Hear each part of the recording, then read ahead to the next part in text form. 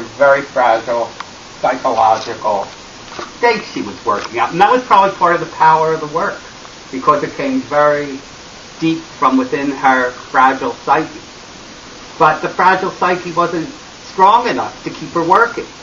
You know, she went to graduate school at Maryland, and she had Grace Hardigan, famous woman abstract expressionist teacher who was an alcoholic, who abused her psychologically, and she just dropped out of the program after the year. She was already so fragile, she couldn't take a drunk, too. You know, it was just too much.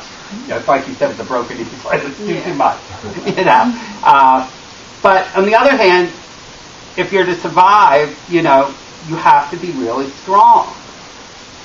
You have to, you know, get beyond all that.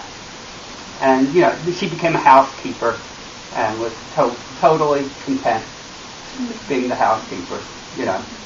And then luckily, you know, one of her old boyfriends died and gave her all the money.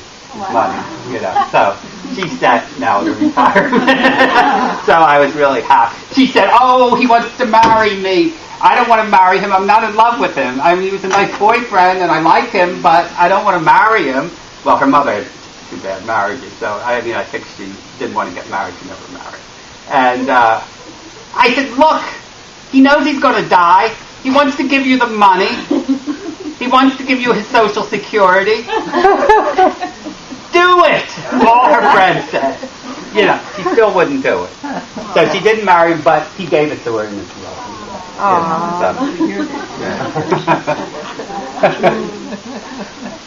had a comment on the religion, actually, that asked a portion of that question.